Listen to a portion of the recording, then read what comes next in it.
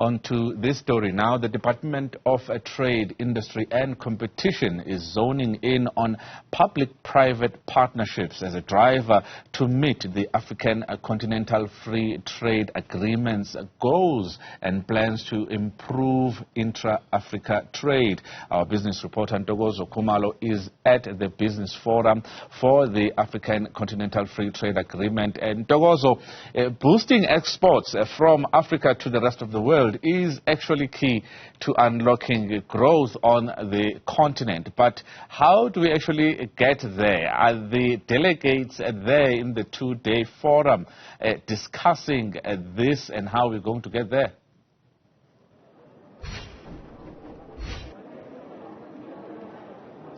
Good afternoon, Kolane. Indeed, that's what delegates have been discussing for most of the day, is really how to unlock that value and see increased exports coming out of Africa. And just how we get there, I am now joined by Chiboni Evans, who is the head of the South African Electro-Technical Exports Council, for a little bit more private-public or public-private partnerships in driving exports. Can you talk us through some of the conversations around how we can really make that happen? Well, thank you very much for having me. So the organization I work with and work for is a public-private partnership between the South African Department of Trade, Industry and Competition and the private sector in the electrotechnical space, which covers energy, infrastructure, ICT, telecommunications, and electronics. However, I also co-chair another grouping of export councils, which are also overseen by the department, which is called the Engineering and Technology Grouping of Export Councils. And our role as export councils is to work together with South African government to see how do we promote and ensure that we can showcase South Africa's competencies to the rest of the world, but particularly to the African continent, so that we can then begin to see how we build Africa's infrastructure using African business expertise, using African organizations, and making sure that the trade flows happen within the African continent, but pushing it out from South Africa because we are based in South Africa. And you mentioned infrastructure, which I think across the continent remains a huge stumbling block, particularly in freeing up the African markets. Are we paying enough attention, especially over the next couple of days, on really how to work on improving that infrastructure, not just in South Africa, but across the continent, to see that increased exports? Well, I think the discussions that have been held are taking cognizance of the fact that Africa does sit with an infrastructure deficit. We're all aware of it. South Africa is one country that is quite advanced in terms of its infrastructure. And in order for us to industrialize as a continent, we do need to make sure that we build the right required infrastructure. The African Development Bank and World Bank anticipate that we need somewhere between 80 to 90 billion US dollars per annum to build the infrastructure required to make sure that we are economically active, we can industrialize, we can manufacture. Because for us to trade as Africans, we need to actually produce the goods and services, not just extract them and export them. We need to add value, and then we need to trade with each other. So there is a lot of talk around that, and it's not just also the physical infrastructure, but also some of the soft infrastructure, things like movement of people easily, movement of goods across borders with the limited amount of paperwork. So we're looking at both hard and soft infrastructure.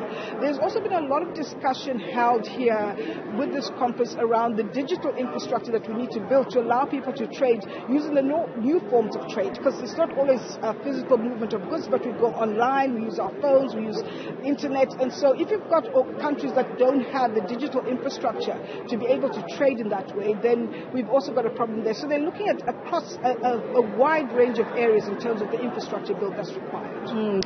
And as we've been walking around the hallways and speaking to some of the delegates, the issue that also keeps coming up is the issue of the possibility of a single currency. How do you see that helping drive exports, if at all, and how possible is it in such a diverse market, even though we are trying to create one African market?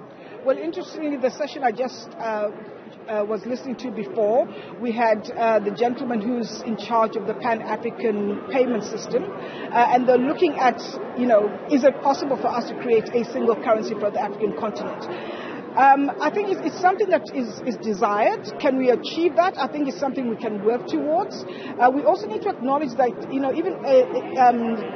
formations such as the EU, Britain stayed, for instance, out of the EU currency for a long time, and they managed to work it. Having said that, we do need to work to make sure that we can see if we can achieve a single currency. But I don't think that's going to be the most important thing. I think we need to start with the very fundamental issues such as, let's try and move the goods, even with the multiple currencies, let's try and move the goods as quickly and as freely as possible between countries. It's easier to move a container, and this keeps being said over and over, from Europe or from China to Africa than it is to move from, a container from Durban to, say, Lusaka or the DRC.